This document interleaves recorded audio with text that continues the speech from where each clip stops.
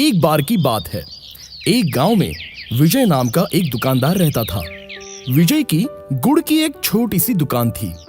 वो बड़ी मेहनत से गन्नों की पैदावार करता और उनसे ऑर्गेनिक तरीके से गुड़ बनाता और अपने दुकान में बेचता। विजय की मेहनत रंग लाई और उसकी गुड़ की दुकान गांव भर में अच्छी चलने लगी। विजय ताजे और स्वादिष्ट गुड़ बनाता था, इसलिए सभी गांव वाले सिर्फ विजय की दुकान से ही गुड़ ले जाया करते थे और धीरे धीरे विजय को अच्छा मुनाफा भी होने लगा। तब एक ग्राहक ने कहा, विजय भाई 1 किलो गुड़ तौल देना, चाची ने आपके दुकान से खास गुड़ मंगवाया है। कहती है आपके गुड़ की मिठास और स्वाद का कोई मुकाबला नहीं, शहरों तक इसकी मांग है। तब विजय ने कहा, शुक्रिया शुक्रिया, लेकिन ये सब तो गांव वालों का प्यार है जो मेरी रोजी रोटी चल रही है। ग्राहक ने गुड़ लिया और वहां से चला गया। अब दिन ब दिन विजय के गुड़ के दुकान में ढेरों ग्राहकों की भीड़ जमा होने लगी और साथ ही कुछ शहरी गुड़ के व्यापारी भी गुड़ बेचने के लिए विजय के ही दुकान से गुड़ ले जाने लगे। देखते ही देखते ग्राहक बढ़ गए और विजय के दुकान में गुड़ कम पड़ने लगा।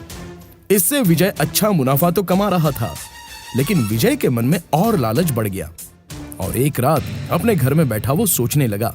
उसने मन में सोचा, अब मुझे क्या करना चाहिए? मेरे बनाए गुड़ की मांग तो इतनी बढ़ गई है कि गुड़ ही कम पड़ गए हैं। अगर मैं दाम बढ़ाता हूं तो ग्राहक कम हो जाएंगे। मुझे अपने गुड़ में बढ़ोतरी करने के लिए मिलावट करनी चाहिए, इससे दाम भी नहीं बढ़ेगा और ग्राहक भी कम नहीं होंगे। तब विजय की पत्नी बोली, आप ये क्या कह रहे हैं? इससे तो गुड़ की मिठास कम हो जाएगी और ग्राहक इसे नापसंद करने लगेंगे। आप ज्यादा लालच मत कीजिए, सब कुछ अच्छा तो चल रहा है। तब विजय ने कहा, तुम कुछ नहीं जानती हो कारोबार के बारे में। मैं जो कर रहा हूँ ठीक कर रहा हूँ।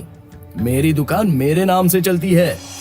विजय ने अपनी पत्नी की एक न सुनी और अगले दिन से उसने गुड़ बनाते समय उसमें रसायन की मिलावट करना शुरू कर दिया और अब विजय ने दुकान में पहले से ज्यादा गुड़ बनाया। ग्राहक और कारोबारी विजय की दुकान में गुड़ लेने के लिए आ गए। तभी एक ग्राहक ने कहा, हाजी मियाँ, मुझे 10 किलो गुड़ दे दो जल्दी से। दूसरा ग्राहक बोला, नहीं नहीं, अरे विजय भाई पहले मुझे दे दो 20 किलो गुड़। तब विजय ने कहा, देता हूँ, आज सबको गुड़ मिलेगा, जितना चाहो उतना मिलेगा। विजय का बनाया सारा गुड़ जल्दी ही बिक गया और विजय ज्यादा हुए मुनाफे से बहुत खुश हुआ और सारा पैसा लेकर घर आ गया। अब विजय का लालच और बढ़ गया।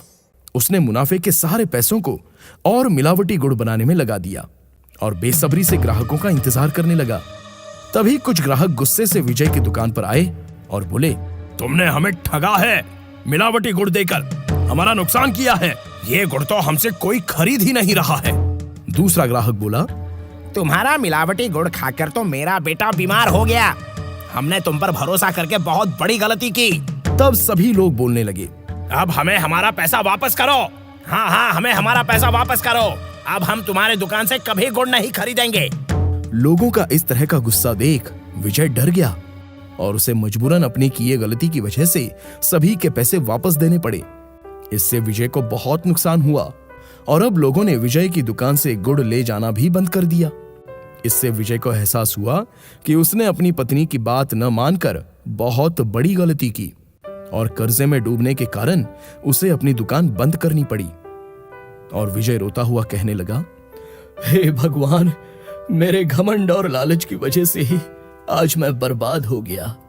तो बच्चों, इसलिए कहते हैं, ज्यादा लालच करना है बुरी बला, इससे नहीं होता है किसी का भी भला। बरसों पहले की बात है।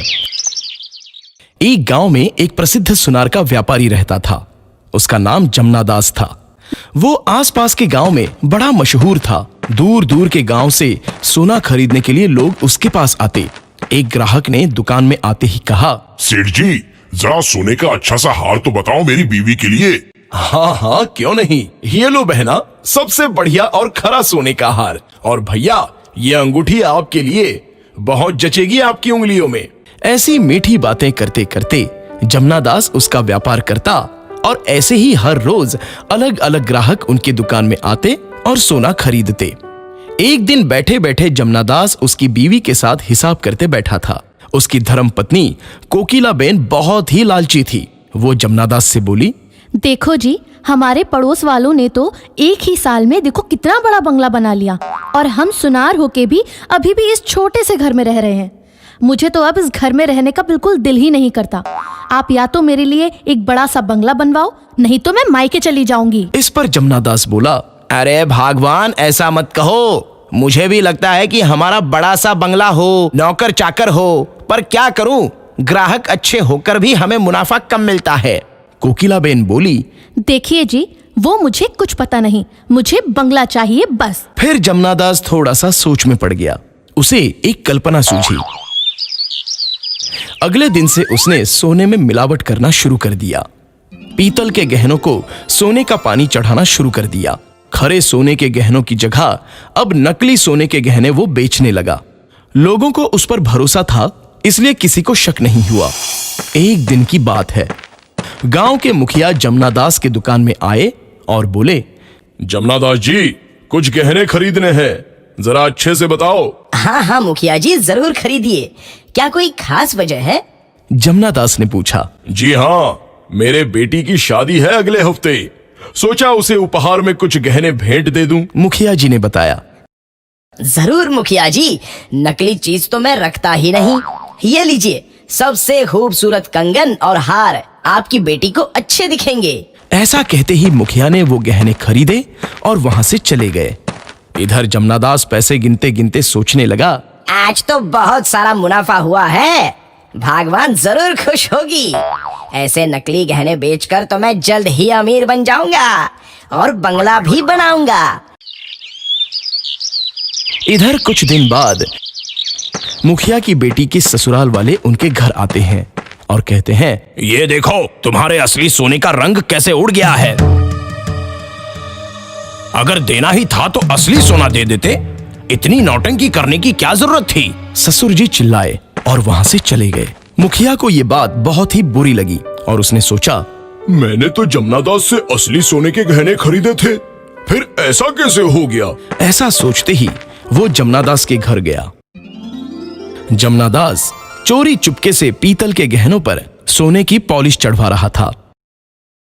मुखिया ये सब खिड़की में से देख रहा था।